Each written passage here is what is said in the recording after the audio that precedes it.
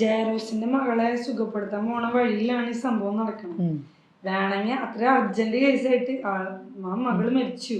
അപ്പൊ അർജന്റ് കേസാന്ന് വെച്ചിട്ട് നേരെ അങ്ങോട്ട് പോവായിരുന്നു. പക്ഷെ അവള് സ്റ്റോപ്പ് ചെയ്ത് ഇതും കൂടി ഡീൽ ചെയ്തിട്ടാണ് പിന്നെ അങ്ങോട്ടേക്ക് പോണത്. അതും വേറൊരു ഈശോയുടെ വേറൊരു മനോഭാവം.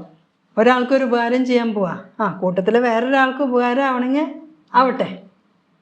അതായത് നന്മ ചെയ്യാനുള്ള, മറ്റുള്ളവർക്ക് നല്ലത് വരണം എന്നുള്ള ഒരു ആഗ്രഹം കൊണ്ടാണ് ഈശോ എല്ലാം ചെയ്തിരുന്നത്. അപ്പം ഇതൊക്കെ ഈ ബൈബിളിൽ കൂടെ കടന്നു പോകുമ്പോഴാണ് നമുക്ക് പിടികിട്ടുക. ഇത് ഓരോരുത്തർക്കും അവരവരുടേതായ യുണീക്കായിട്ടുള്ള വഴിയിൽ പിടികിട്ടും. നമ്മുടെ പേഴ്സണൽ ഈശോ നമ്മളോടിങ്ങനെ സംസാരിച്ചുകൊണ്ടിരിക്കുന്നത് നമുക്ക് മനസ്സിലാവും. ഓക്കെ ഓക്കെ ഓക്കെ, അങ്ങനെയാണല്ലേ.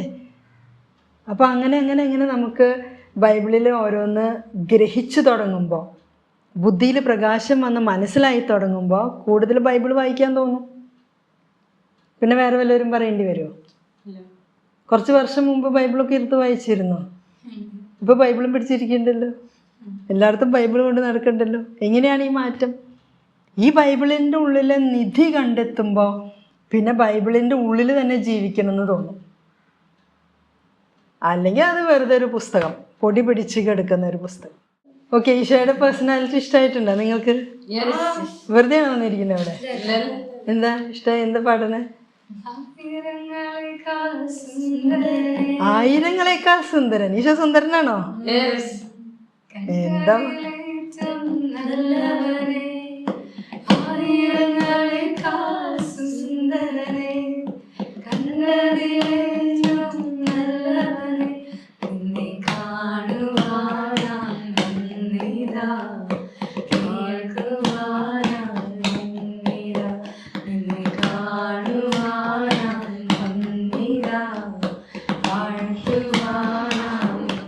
Jesus is very very handsome. ഒരാളുടെ ബ്യൂട്ടി, ഹാൻസംനെസ് ഒക്കെ ശരിക്കും ഇൻറ്റേർണൽ ബ്യൂട്ടി. ഈശോയ്ക്ക് ഇൻറ്റേർണലും എക്സ്റ്റേർണലും ബ്യൂട്ടിയുണ്ട്. Handsome inside out. ഈ ബൈബിള് വായിച്ച് നമ്മുടെ ബുദ്ധിയിൽ പ്രകാശം വരുമ്പോഴാണ് ഈശോയുടെ ബ്യൂട്ടി അല്ലെങ്കിൽ ഹാൻസംനെസ് കാണാൻ പറ്റുക. അല്ലേ? ഈ പാട്ട് എഴുതിയ ആൾക്ക് ഈശോയുടെ ആ സൗന്ദര്യം കണ്ടിട്ടാണ് ഇത് എഴുതി. ആയിരങ്ങളെക്കാൾ സുന്ദരനെ. ഒന്നുകൂടി പാടി, ഒന്നുകൂടി.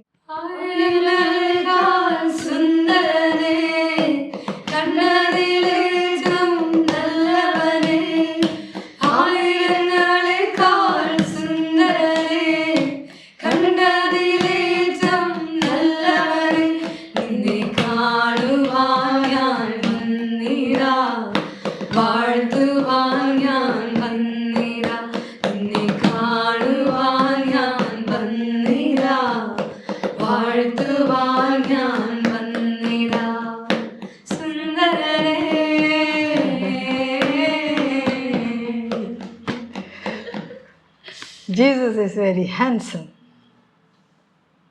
ഈശോയെ കൂടുതൽ അറിയും തോറും ഈശോയോടുള്ള അട്രാക്ഷൻ കൂടും. ഈശോയുടെ പിന്നാലെ പോവും. കുറേ പേർക്ക് ഇത് മനസ്സിലാവാത്തത് നന്നായി. അല്ലെങ്കിൽ എന്താ, എല്ലാവരും ഈശോയുടെ പിന്നാലെ പോവും. കല്യാണം കഴിക്കാനും കുടുംബജീവിതം നയിക്കാനും ചിലപ്പോൾ ആൾക്കാരെ കിട്ടിയെന്ന് വരില്ല. അത്രയ്ക്കും അട്രാക്റ്റീവാണ് ഈശോയുടെ പേഴ്സണാലിറ്റി, ഈശോയുടെ മനോഭാവങ്ങൾ, ഈശോയുടെ സ്വഭാവം, ഈശോയുടെ ആ നന്മ, ഈശോയുടെ ആ beauty, beyond selfishness. Isho selfless ആയിട്ട് ഇത് ശരിക്കും അധികം ആൾക്കാർ അറിയാണ്ടിരിക്കുന്നത് നന്നായി,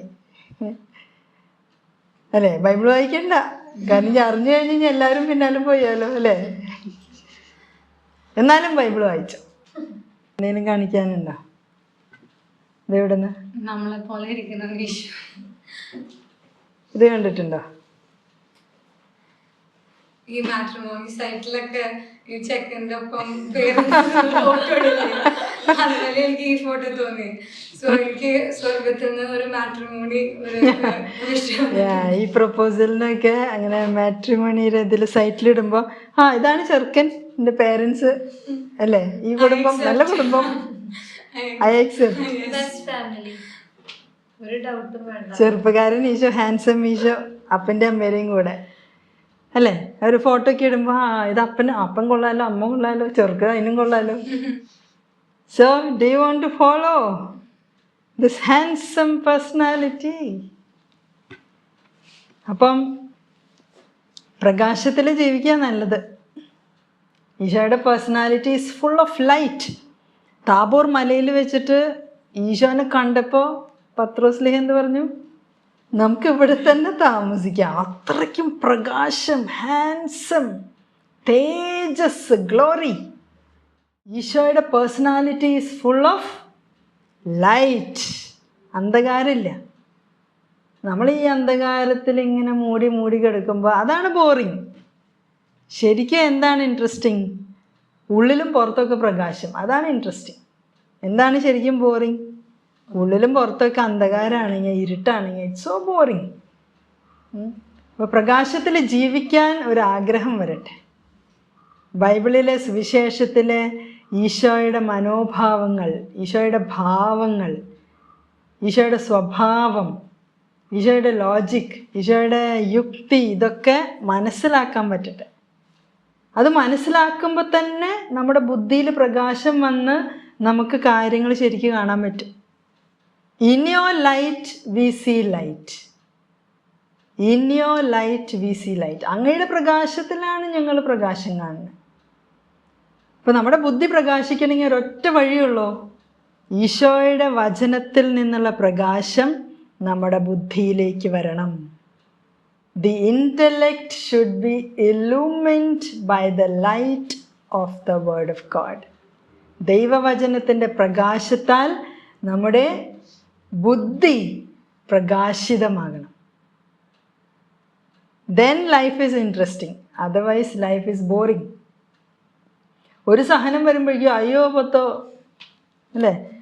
നമ്മളിപ്പോൾ സഹനത്തിൻ്റെ മധ്യത്തിലാണ് നിൽക്കണേ, എന്നിട്ട് അയ്യോ പത്തോ അങ്ങനെയാണ് നമ്മൾ ജീവിക്കണേ. നോ, ഒരു സഹനത്തിന് നമ്മുടെ പ്രകാശം എടുത്തു കളയാൻ പറ്റരുത്.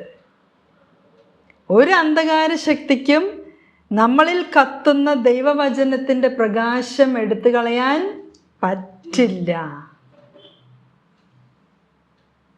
ദൈവവചനത്തിൻ്റെ പ്രകാശത്തിൽ ശരിക്കും ജീവിക്കുന്നവരെ ആർക്കും തൊടാൻ പറ്റില്ല. അന്ധകാര ശക്തികൾ അടുത്തേ വരില്ല, അകലെ നിന്നേ പ്രലോഭിപ്പിക്കും അല്ലെ? അകലെ നിന്ന് ഒരാൾ പറയുന്നതും ചെവിയിൽ വന്ന് പറയുന്നതും വ്യത്യാസമുണ്ട്. ദൈവവചനത്തിൻ്റെ പ്രകാശത്താൽ നമ്മുടെ ബുദ്ധി പ്രകാശിച്ച് നമ്മൾ ദൈവവചനത്തിൽ ഇങ്ങനെ നിൽക്കുകയാണെങ്കിൽ ദുഷ്ടാരൂപികൾ പ്രലോഭിപ്പിക്കും, പക്ഷെ അകലെ നിന്ന്. അടുത്തേക്ക് ഇങ്ങനെ വന്ന് ഗിരി എന്ന് പറഞ്ഞുകൊണ്ടിരിക്കില്ല. അപ്പോൾ തന്നെ ഒരു സ്വസ്ഥതയാണ്. ഇത് ചെവിയിൽ തന്നെ ഇങ്ങനെ ചെവിയിൽ മൂട്ട പോയ പോലെ ഇങ്ങനെ പറഞ്ഞു അത്ര അടുത്ത് നിന്ന് പറയുകയാണെങ്കിൽ നമുക്ക് അസ്വസ്ഥത വരുന്നത് അതുകൊണ്ടാണ്. എന്തിനാണ് ദുഷ്ടാരൂപികൾ ഇത്ര അടുത്തേക്ക് കൊണ്ടുവരുന്നത്? കുറച്ച് അകറ്റി നിർത്തണം. അതിന് ഈശോയുടെ വചനത്തിൽ നിന്ന് പ്രകാശം സ്വീകരിക്കണം. നമ്മുടെ ഹ്യൂമൻ സോളിൻ്റെ 2 മെയിൻ ഫാക്കൽറ്റീസാണ് ഇൻ്റലക്റ്റ് ആൻഡ് വിൽ, ബുദ്ധിയും ഇച്ഛയും.